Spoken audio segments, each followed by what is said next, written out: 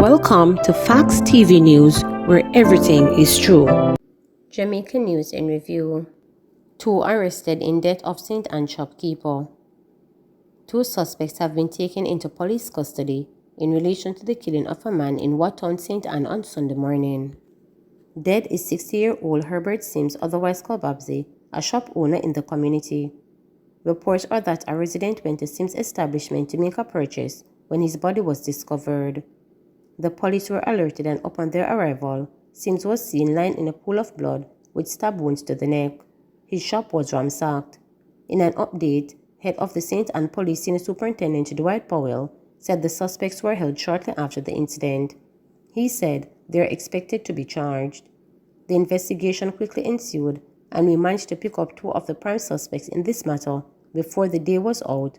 We are certain that they will be formally charged for the offense of murder, SSP Powell stated, adding that the incident has gone again highlighted the domestic violence issue in the parish. This has brought again into question the issue of us resolving domestic-related matters, and so again, I'm going to use the opportunity to appeal to the citizens of this parish to find peaceful ways in resolving their conflict situation, he noted. He reminded residents that there are centers in the parish to aid in solving domestic violence issues. Of course, the police, we are there to assist, and so we have the center that is available in Alexandra, that is the Domestic Dispute Resolution Center. There is also other places in St. Anne's Bay where we partner with our persons, and we are saying, let us talk it out instead of fighting it out, the issues, he stated. The investigation quickly ensued, and we managed to pick up 2 of the prime suspects in this matter. Before the day is out, we are certain that they will be formally charged for the offense of murder. This has brought again into question the issue of us not resolving domestic related matters. And so again, I'm going to use the opportunity to appeal to the citizens of this parish to find peaceable ways in resolving their conflict situation. Of course, the police, we are there to assist, and so we have the center that is available in Alexandra, that is the Domestic Dispute Resolution Center. There's also other places in St. Anne's Bay where we partner with our persons from the Justice Resolution Center. And so we are saying, let us talk it out instead of fighting out the issues. More police personnel to be assigned to St. Anne. National Security Minister Dr. Horace Chang has promised that additional police personnel will be deployed in St. Anne as the population of the parish grows. Following a tour of the police stations in the parish, Dr. Chang said the police have to respond to the safety and security needs of visitors as well as residents of the parish.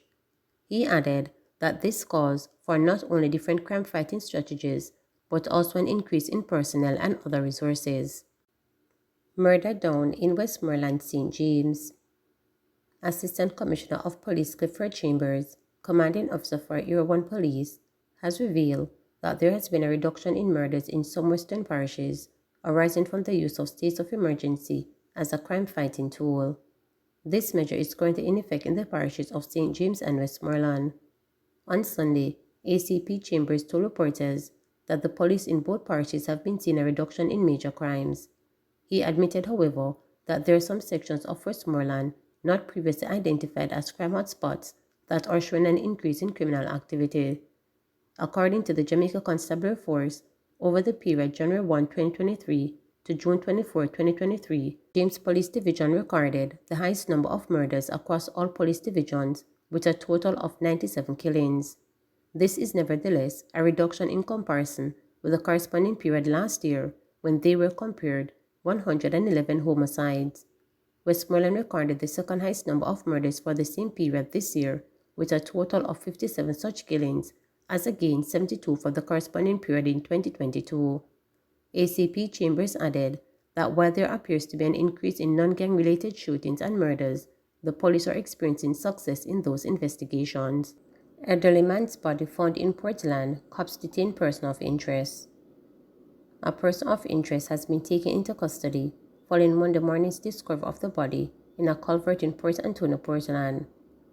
The body, identified as that of 65-year-old Delaware Henderson, otherwise called Pappy, Sugar Rat, and Jr., of no fixed addresses, was found along Blake Street near a gas station.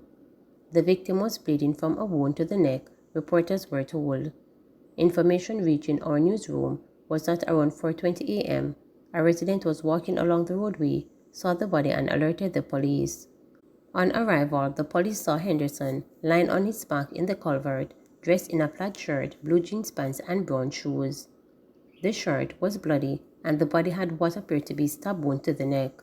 He was taken by the police to the Port Antonio Hospital, where he was pronounced dead. Following initial investigations, the person of interest was picked up by lawmen. He is to be questioned later by the police. Teacher among two men accused of smuggling ganja, other contraband, into jail. Two women have been charged with introducing contraband into a penal institution after they allegedly attempted to smuggle contraband and other illegal items into the Black River Police lockup on Saturday. Reports are that the Black River Police conducted a special operation dubbed Crackdown at the institution, where food containers destined for inmates were thoroughly searched. Items involving one cellular phone, cigarette, tobacco, ganja, lighter, and 3 concrete nails were reportedly found in the containers being delivered by the woman.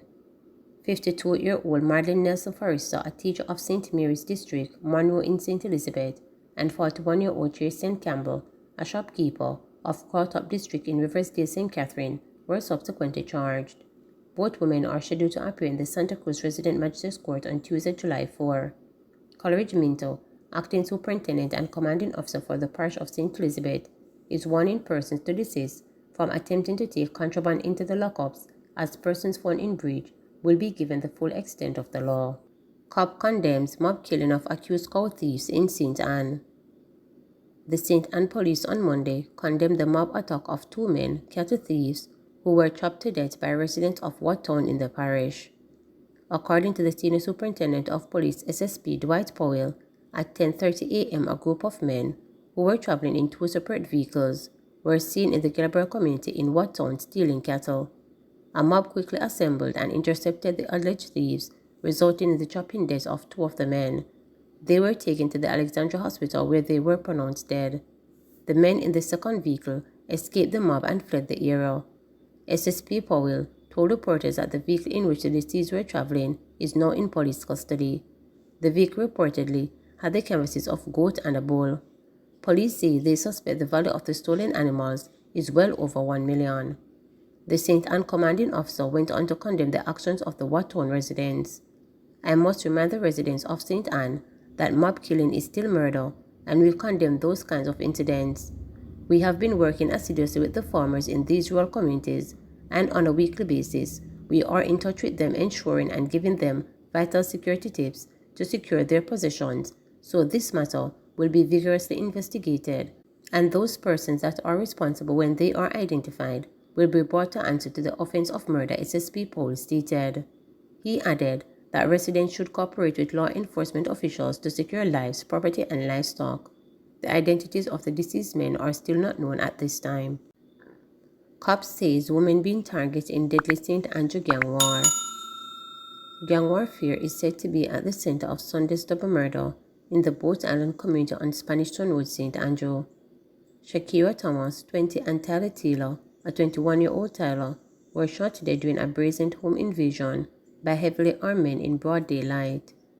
Police said gang members from Boat Island and surrounding areas of Kidd and Norman Lanes, among others, have been conducting deadly attack on their rivals and innocent family members. A cause for concern, the police said, is that females from both sides have been targeted by the men who know each other and their families very well. Monday morning's fatal shooting of a businesswoman on Delamere Road in St. Andrew is said to have resulted from the gang conflict. According to the police, the woman was not involved in the conflict but was a family member of some of the people involved. She was seen, trailed, and shot dead by gunmen. Police say that they have been maintaining a heavy presence in the community to ward off any more attacks. In Sunday's double murder, it was reported that around 3:45 p.m., the two were at home when they were pounced upon by a group of men all armed with handguns and rifles. Police said the men opened fire at them hitting Taylor in the head and Thomas multiple times in her upper body. Motorcyclist killed in Manchester crash. A motorcyclist died as a result of injuries he sustained in a crash on the Downs to Alligator Pan Main Road in Manchester on Tuesday.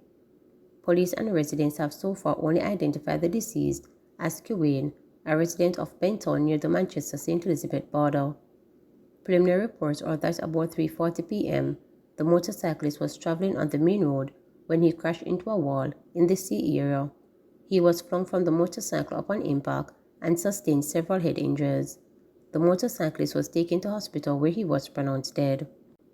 Wanted man escaped through window after cops raid Mobay home. The police are reporting that a massive amount of ammunition as well as such scamming documents were seized during a pre-dawn operation at the residence of a wanted man in the parish on Tuesday. The intelligence-driven operation saw members of the Jamaica Constabulary Force JCF and the Jamaica Defence Force JDF carrying out an extensive search of the residence of Kenroy Tikaweed Roach in Bokill in the parish. While a police source shared that Roach managed to escape through a window, the JCF said Tuesday morning operation was impressive as they recovered 156 assorted ammunition rounds in a black 1-gallon paint bucket that was stashed in the bathroom inside the premises. These include 49 .44 caliber, 68 3.8 caliber, 42 8mm, and 1 9mm ammunition. Additionally, 27 letter-size sheets of paper and one cellular phone containing identity information were recovered during the search. Upon the arrival of the police, Roach reportedly escaped through a window. A detailed examination of his premises yielded a large haul of assorted ammunition, the well-placed source told reporters. A manhunt is underway for the Roach, who escaped, posing possible risk to the public safety.